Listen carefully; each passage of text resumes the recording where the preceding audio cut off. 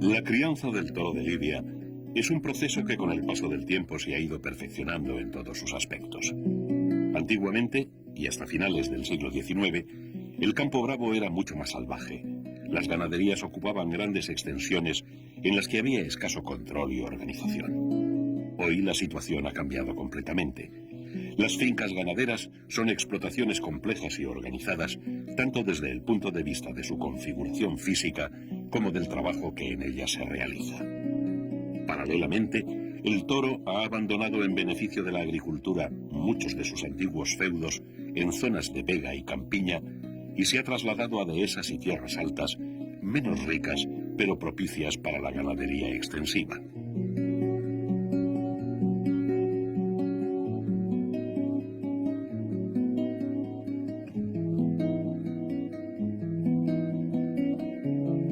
Muchas cosas han cambiado alrededor de la crianza del toro, de la misma forma que se ha modificado notablemente el marco socioeconómico donde se desarrolla.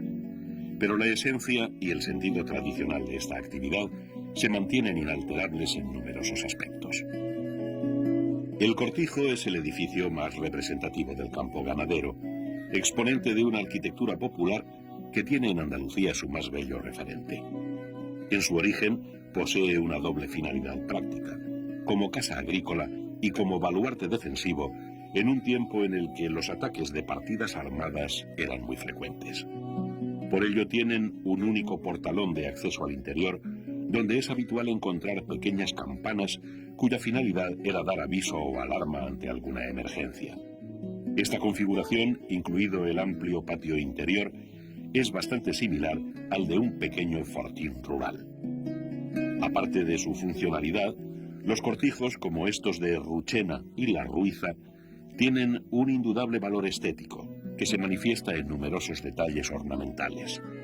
En su construcción participaron artesanos de distintos gremios que reflejaron a través de la forja, la carpintería o la cerámica el gusto de cada zona.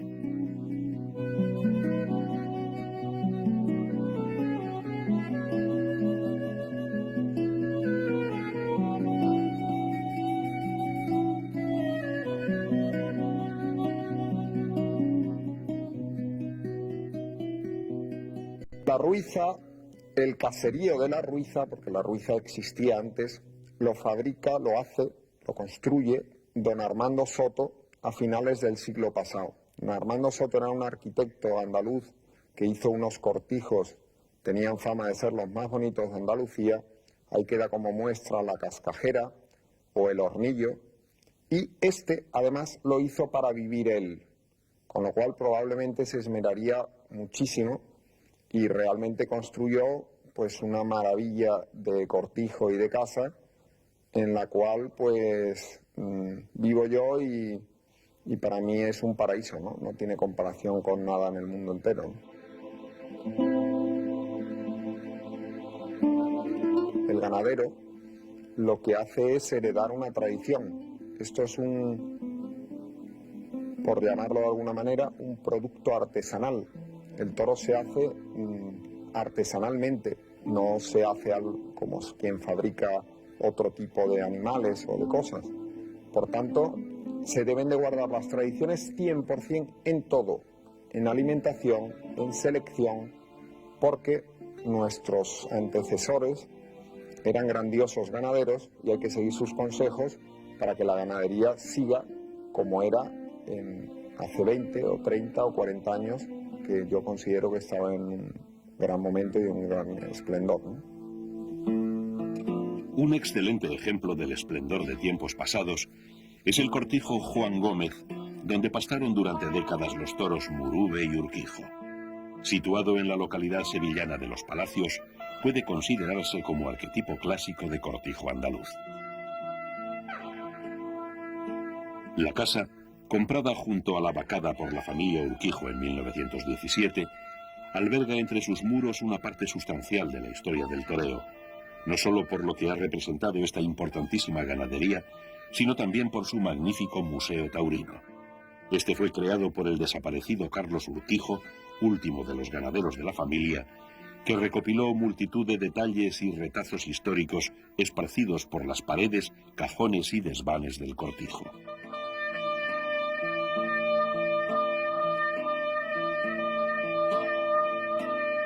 A lo largo de casi 70 años, la brava embestida de los toros de Urquijo propició multitud de tardes memorables. Hoy ya no pastan aquellos toros en los campos de Juan Gómez, pero la huella de sus éxitos y de las gestas realizadas con ellos por todas las grandes figuras de la tauromaquia permanece viva en este museo.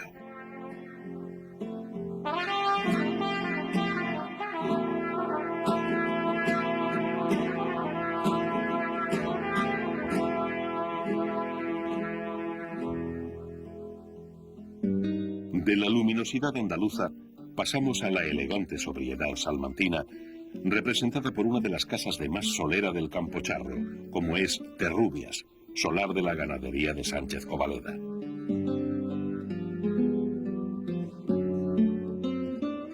La mayor parte de los objetos que decoran la casa de Terrubias son un reflejo de las muchas actividades agrícolas y ganaderas que se han desarrollado desde siempre en esta finca.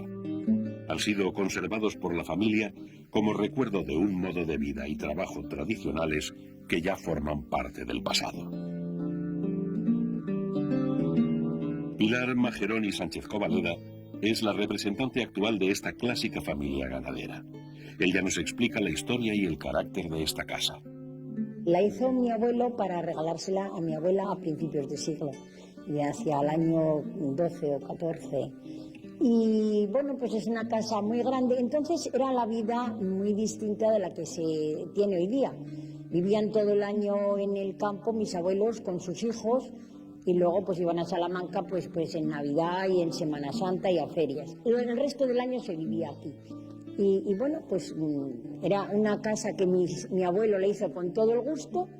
Mi madre y mi tía y mi tío la vivieron también y entonces pues yo, aunque ahora esto es un poco más trabajoso porque es una casa de 1000 y pico metros cuadrados, pues llevo el trabajo con alegría y con soltura, pensando en el sacrificio que constituyó para ellos el hacer esta construcción de casa. Y no puedo dejármela caer, y tengo que trabajar. Y lo hago con mucho gusto y con mucho orgullo y con mucha satisfacción. Y después, además, yo creo que tenemos el deber y la obligación de transmitirle esta afición y la poca ciencia que tengamos sobre ello a nuestras hijas, para que continúen, porque yo creo que la fiesta brava, la fiesta nacional, es una cosa característica de España y no se puede dejar perder. Y además es la única cosa que los demás países no tienen. Entonces debemos de mejorarlo dentro de nuestra poca sabiduría, ya te digo, debemos de actualizarlo y después heredar de nuestros padres y de nuestros abuelos las cosas buenas que tienen y adaptarte a las exigencias del público y de los toreros y de toda esta gente, que lo que le tenemos que dar es un aspecto positivo a la fiesta.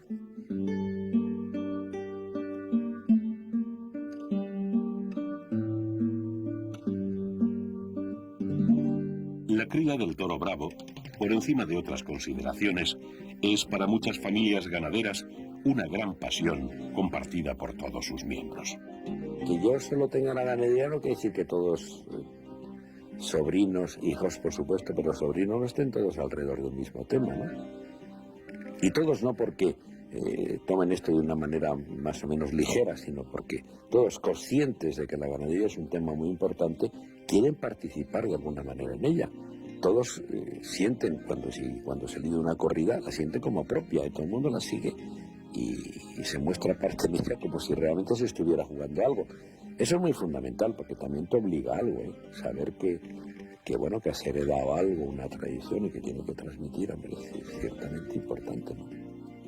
El balance, te digo, 100% positivo.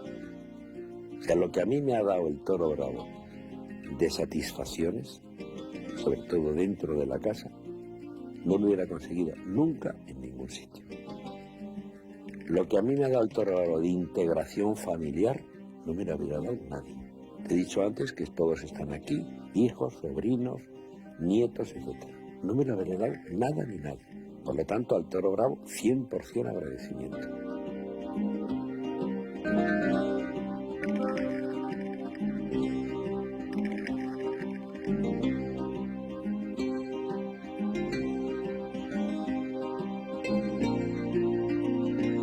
Javier Araúz de Robles une a su vocación de ganadero una reconocida destreza como torero práctico. Incluso ha participado en numerosos festivales, compartiendo cartel con importantes figuras del toreo. Esta afición por torear ha sido relativamente común entre los ganaderos y arranca casi siempre en la plaza de tientas de la finca por el gusto de torear a sus propias vacas. La plaza de tientas es el recinto que identifica de forma más inconfundible una finca de toros bravos. Posee un ruedo de regulares dimensiones, normalmente de forma oval o circular, encerrado por una pared de más de 2 metros de altura.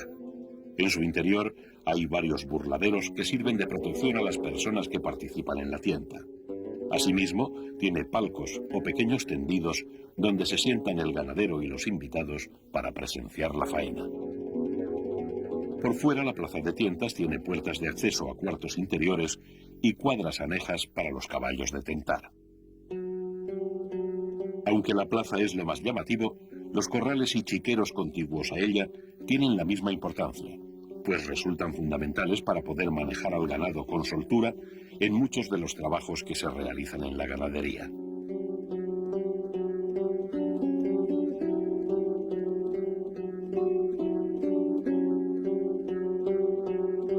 Junto a la plaza se sitúan uno o varios corrales de extensión media, donde el ganado es introducido directamente cuando se trae del campo. Aquí se suelen encerrar los toros unos días antes de ser embarcados para la plaza, lo que facilita posteriormente dicha operación. Desde el exterior se accede a otras corraletas y chiqueros que forman parte del complejo de la plaza. Están intercomunicados entre sí, normalmente a través de puertas corredizas, y en medio de los mismos se sitúa un pasillo o corredor central desde el que se sale directamente al ruedo de la plaza. Todo este entramado de corrales conforma una especie de laberinto con puertas que se abren y cierran. La finalidad es apartar unas reses de otras, lo que resulta imprescindible para poder realizar muchas faenas, tales como curas, tientas, herraderos o embarques.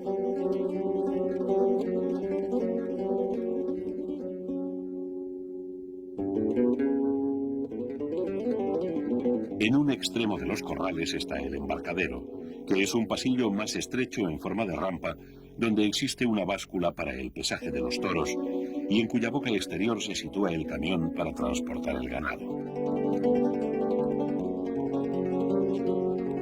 Requisito imprescindible en una finca de toros bravos es contar con varios cercados para separar los distintos grupos de reses en función de su sexo y edad. Los cercados suelen tener abrevaderos, ya sean pilones o charcas, donde los toros acuden no solo para beber, sino también buscando la frescura del lugar. Es importante que el cercado tenga sus propios comederos, puesto que cada lote de reses tienen un tipo de alimentación diferente. Si el cercado es grande, conviene que los comederos y el abrevadero estén distanciados para obligar a los toros a desplazarse de un punto a otro.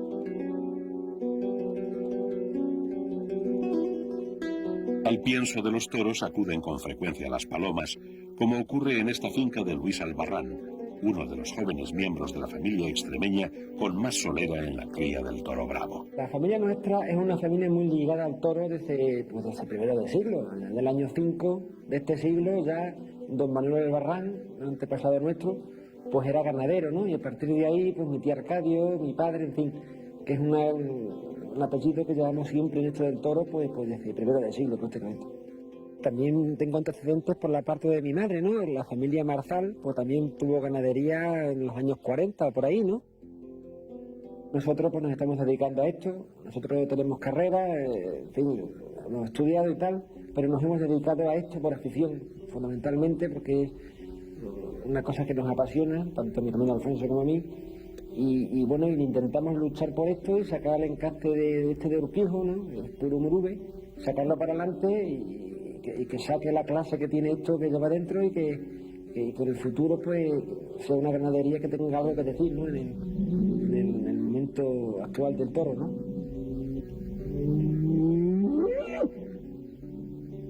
El tipo de toro que cría y selecciona cada ganadero es lo que define en primer término su personalidad.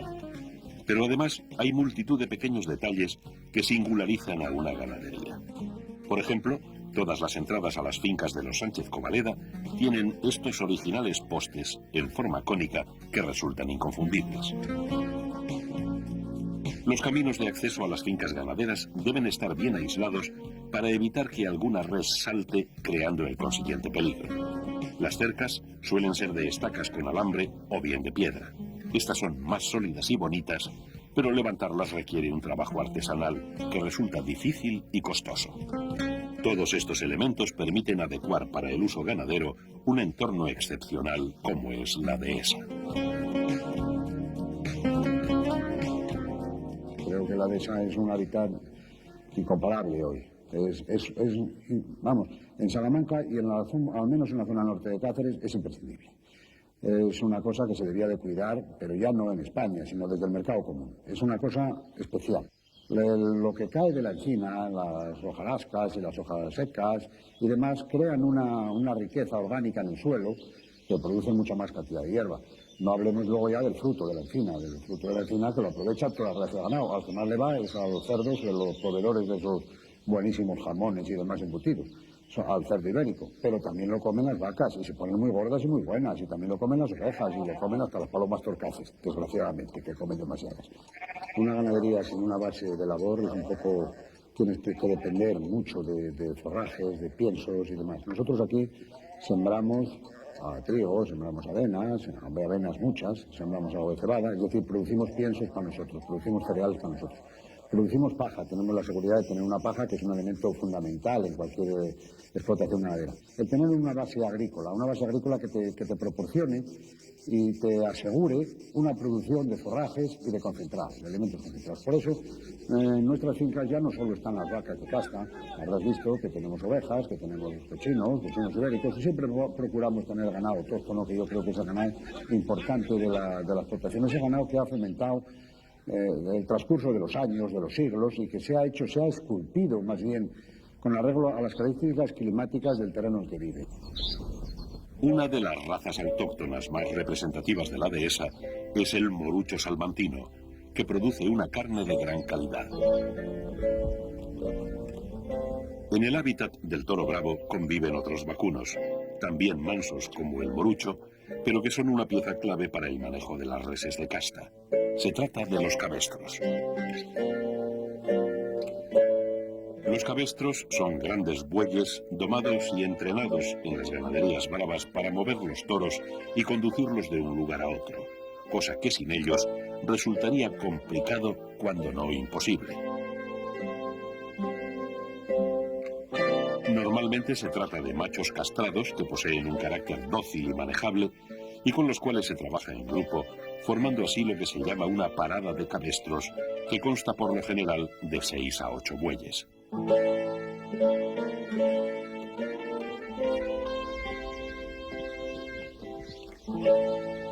Antiguamente, el número de bueyes y la perfección de su doma eran uno de los signos que distinguían la importancia y el prestigio de una ganadería. Hoy, estas hermosas paradas de cabestros se conservan solo en las casas más apegadas a la tradición. Una parada de cabestros bien adiestrada, como esta que contemplamos en la finca Ruchena, es obediente a las voces de los hombres y sabe tomar las puertas de cercados y encerraderos sin dudar. Para ello, se les pasea y entrena casi a diario.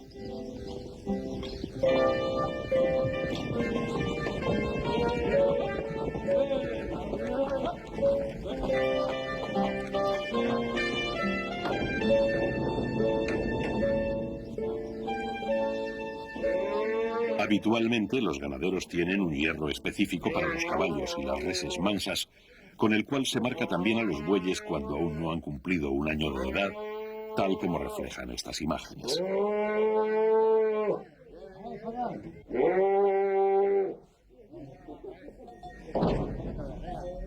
Pueden emplearse como cabestros reses procedentes de distintas razas bovinas o bien de media casta. Estos son más despiertos e incluso embisten cuando se sienten atacados.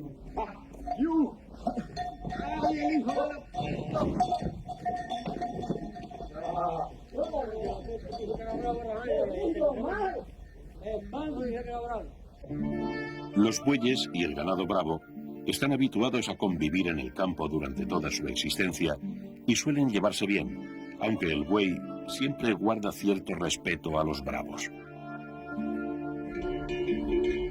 Los jóvenes novillos, que serán futuros cabestros, comienzan su aprendizaje a corta edad e incluso participan en los encierros al lado de los bueyes adultos, imitando sus acciones y movimientos.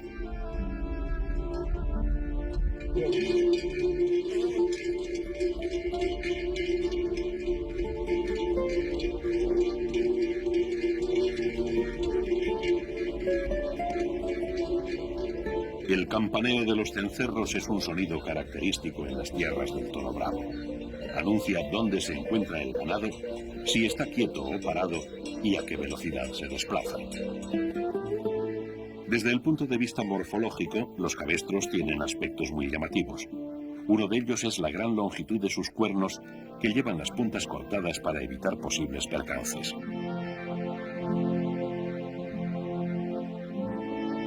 También son muy atrayentes las capas de estos animales, en las que suele predominar el color blanco. La norma clásica es que todos los cabestros de una parada luzcan el mismo pelo.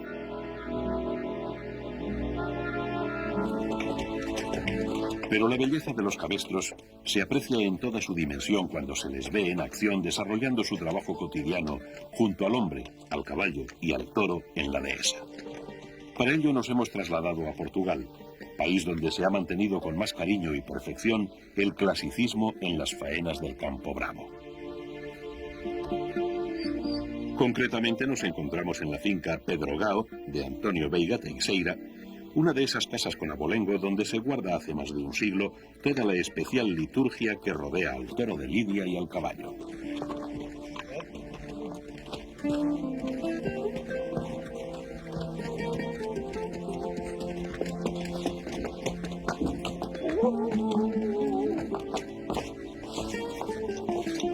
Vamos a asistir a una faena de apartado de toros a campo abierto. Para llevarla a cabo es necesaria la ayuda de la parada de cabestros y a su búsqueda se encaminan ahora los hombres.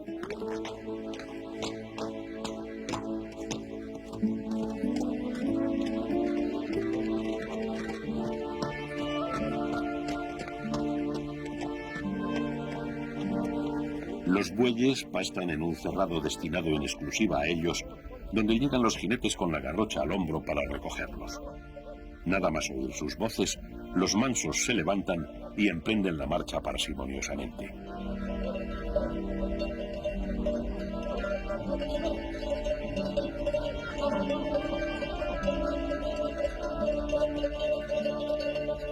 Esta parada está integrada por 7 bueyes, todos de pelo colorado y pertenecientes a la raza portuguesa llamada martelenga, bastante similar al retinto andaluz. Cada uno de ellos tiene su nombre propio, que van pronunciando los jinetes para animar su paso.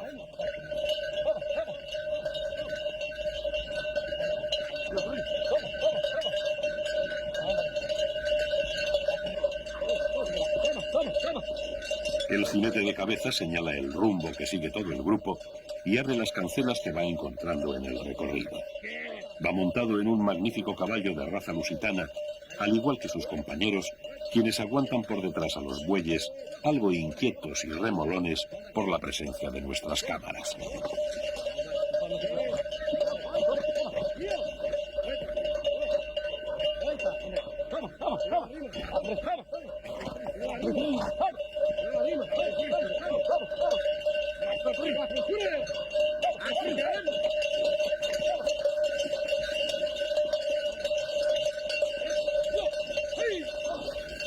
Dentro de la parada hay 3 tipos de cabestros. En cabeza va el llamado buey de estribo, junto al primer jinete. Luego los bueyes de tropa, que envuelven a la manada, y por detrás el buey de zaga, cerrando la marcha. Si algún buey se adelanta o atrasa, el jinete le da con la garrocha para que vuelva a su posición. Es un detalle significativo para apreciar el nivel de su doma y el noble carácter de estos animales.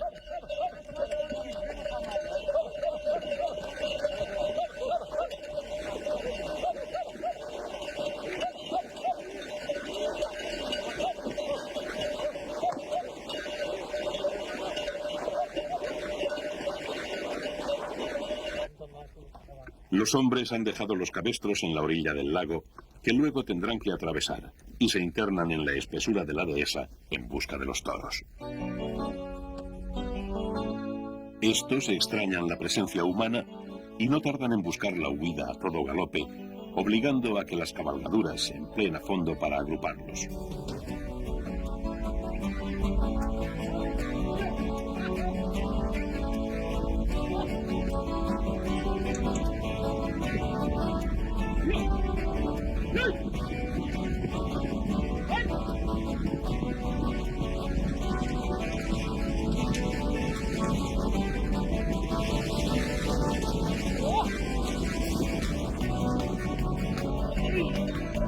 Cuando los toros ya están encauzados en la dirección correcta, uno de los vaqueros va hacia los cabestros a fin de aguantarlos y tranquilizarlos.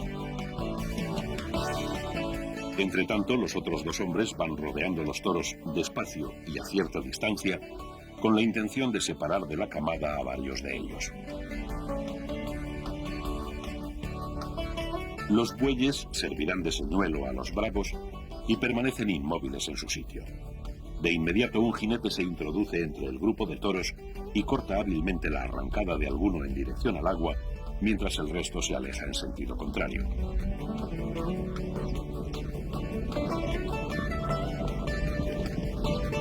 Los toros, apartados con los bueyes, tienen que pasar a otra parte del cerrado.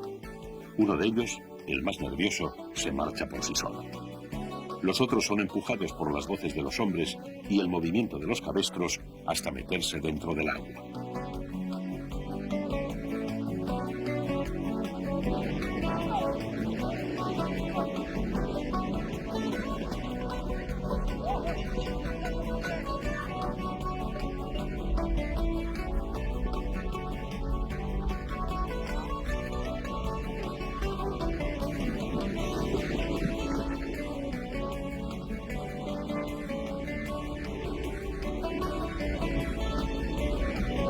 El buey de zaga, que fue el último en entrar al agua, también es el último en salir, y se detiene en la orilla esperando que el vaquero recoja al resto de la parada.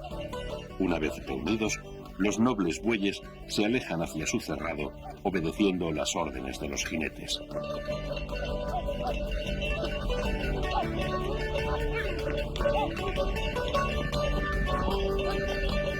Además del caballo y el cabestro, los hombres del campo bravo se sirven habitualmente de perros, con los que apartan, reúnen o inmovilizan a las reses. Entre todas las razas caninas empleadas para este fin, destaca el alano español, también llamado perro del toro. Es un animal de antiquísimo origen que posee unas propiedades excepcionales para trabajar con el ganado bravo. Gran velocidad, fondo físico, notable olfato y un enorme arrojo. El alano es a la vez perro de presa y perro pastor, pues sabe cuidar del ganado con atención, agilidad e inteligencia. Sobre él nos habla uno de los principales ganaderos de Bravo que lo utiliza. Estos perros tienen 2 formas de comportarse, ¿no? O 2 acciones concretas. Una es, van rodeando al ganado y lo van llevando hacia donde el vaquero quiere, rodeándolo simplemente, ¿no? Por la cola del ganado y dándoles. Y luego tienen otra que es muy buena y que es ya la mejor que puede tener un ejemplar, que es la de separarlos o de derribarles.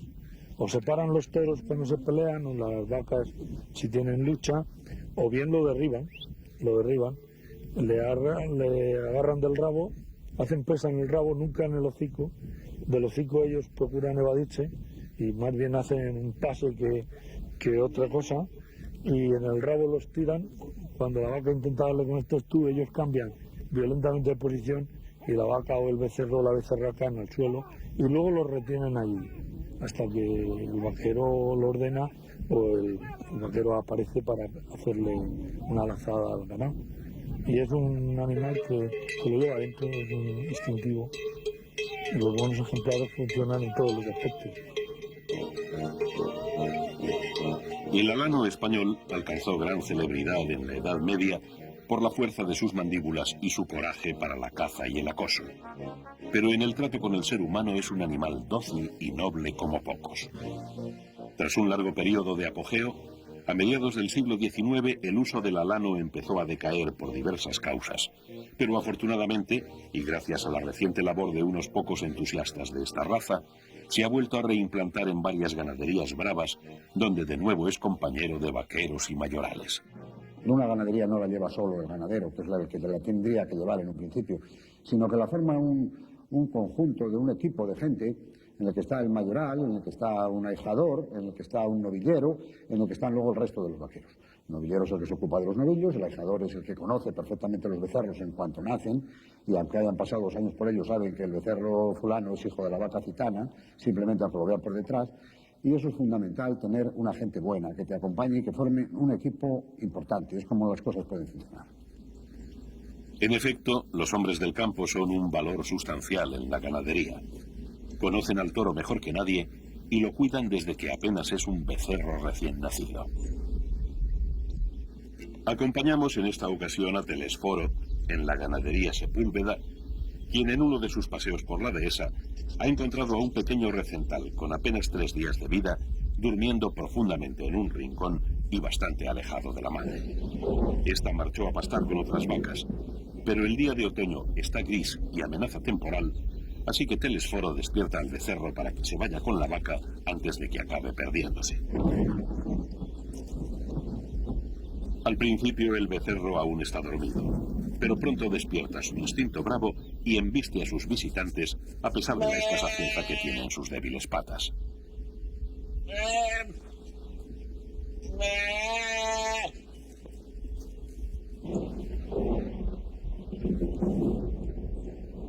Telesforo lo conduce en dirección a las vacas, pero el becerro no deja de arrancarse al perro y termina desorientándose nuevamente. Por fin acuden las vacas a la llamada del becerro, pero antes de marcharse el hombre se asegura de que el recental no se despista otra vez y mientras su perro toma una prudencial distancia. El becerro encuentra muy pronto a su madre y poco después, como presintió Telesforo, las nubes comienzan a descargar sobre la dehesa.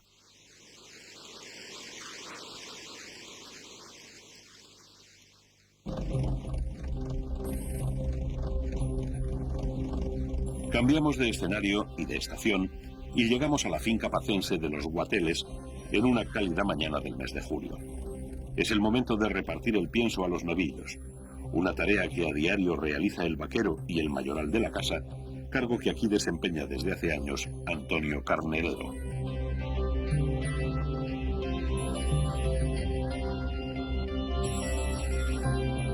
Mientras el vaquero vacía los sacos de pienso en los comederos, el mayoral llama con voces y silbidos a los novillos que acuden desde distintos puntos del cercado e incluso se pelean por entrar los primeros a comer.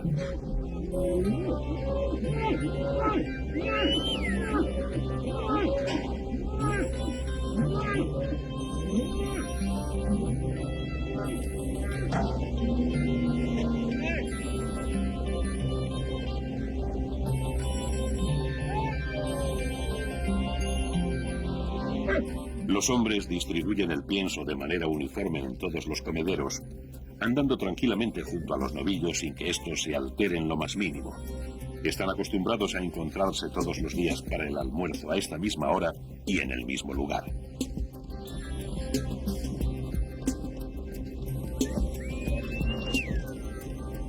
A fuerza de estar con ellos, los hombres conocen perfectamente a los animales. El mayoral sabe el nombre de cada uno de estos novillos, de qué familia procede, si es agresivo o nervioso, si le gusta pelear con los otros o es apacible, y así con la totalidad de las reses de la ganadería. Esta es una de las grandes virtudes de un buen mayoral, la memoria. Las reacciones del toro en el campo no son fáciles de prever, pues es un animal de temperamento cambiante que pasa con gran rapidez de la calma a la agresividad. Aquí radica el principal riesgo para los vaqueros y mayorales.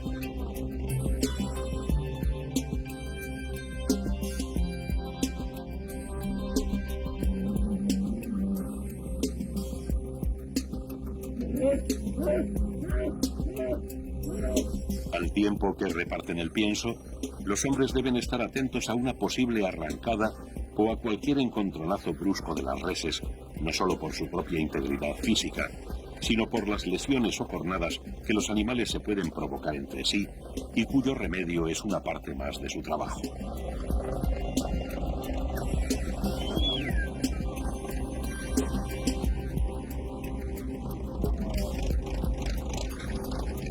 El mayoral supervisa el trabajo de los vaqueros y del resto del personal de la ganadería.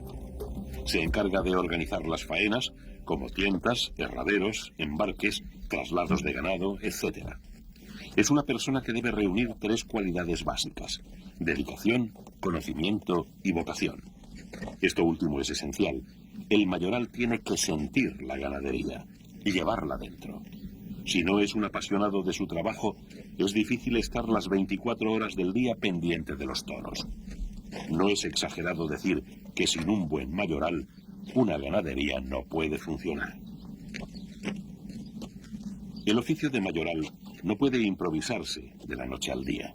Se aprende poco a poco, muchas veces escuchando los consejos de los familiares que le antecedieron en el cargo, y otros trabajando con empeño desde la juventud junto a los hombres más sabios y veteranos de la ganadería. El contacto diario con el toro es lo que en último término curte realmente al mayoral.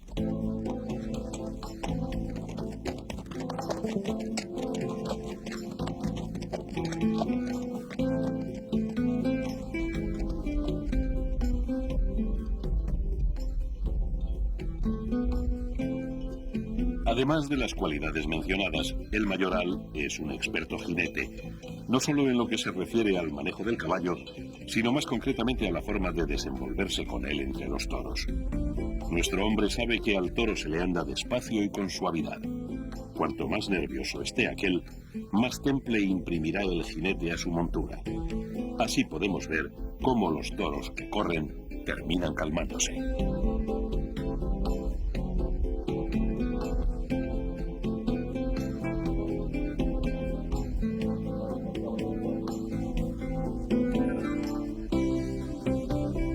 En su recorrido por la dehesa, el mayoral no solo está pendiente del ganado, también comprueba el estado de las instalaciones de la finca. Uno de los elementos que se deterioran con más frecuencia son los muros y alambradas que separan los distintos cercados, casi siempre a consecuencia de peleas o embestidas de toros que los desbaratan. Es necesario componer cuanto antes estos tramos de cerca rotos para evitar que se mezclen animales de diferentes lotes. El mayoral también está preparado para arreglar estos pequeños y habituales desperfectos.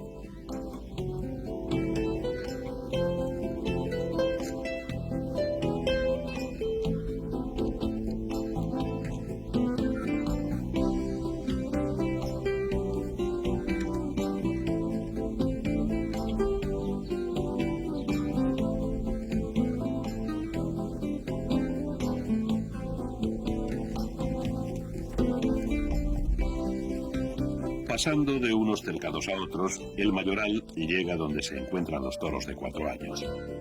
A comienzos del verano, la temporada taurina entra en su fase de máxima ebullición. Es la época en que las ganaderías lidian el grueso de las corridas que tienen preparadas para ese año. También es un momento muy delicado para manejar los toros en el campo, ya que estos, pasada la primavera, están en todo el apogeo de su fuerza. El mayoral tiene que extremar su celo para no soliviantar el ánimo de sus pupilos, que en esta época andan tan calientes como la temperatura ambiental. Aún así, sabe que las peleas entre los toros son inevitables y a estas alturas casi siempre traen consigo un rosario de animales corneados, lesionados o muertos que descabalan muchas de las corridas cuando falta muy poco para enviarlas a la plaza.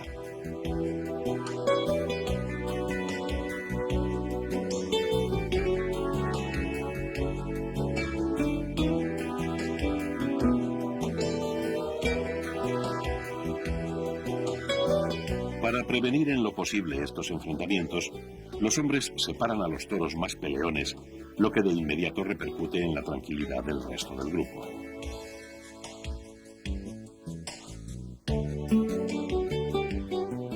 Sin embargo, es fácil que al poco tiempo se vuelvan a despertar recelos entre los toros, y ahí estará de nuevo el mayoral vigilando a distancia el comportamiento de los animales.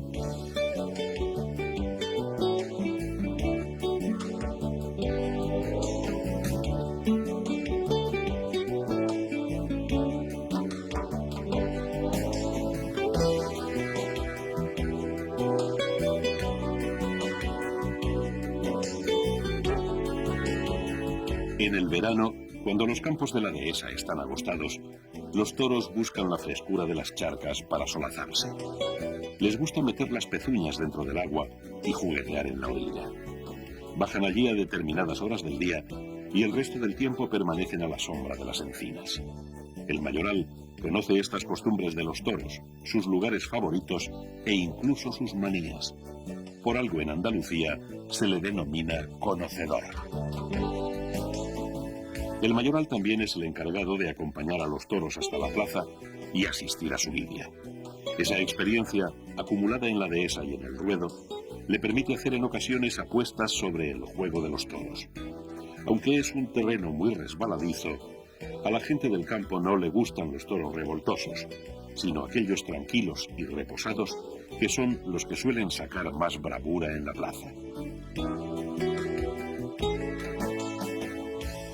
Una vez que ha terminado de repasar las corridas, Antonio el mayoral se acerca a la charca para refrescarse. El intenso sol de julio ya está brillando en todo lo alto y mojarse la cara es un gran alivio.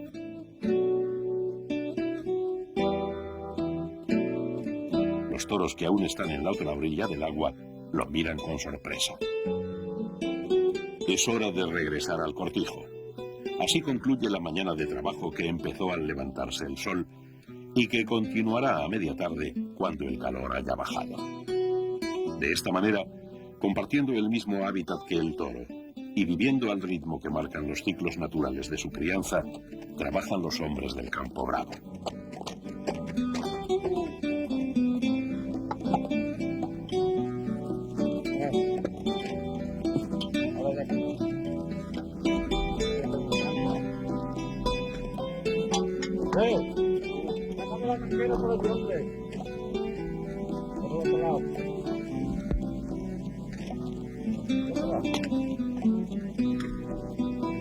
Han sido varias horas sobre la montura y el caballo, igual que el hombre, también está fatigado. Nada más desmontar y quitarle la silla, Antonio lo refrescará con una buena ducha.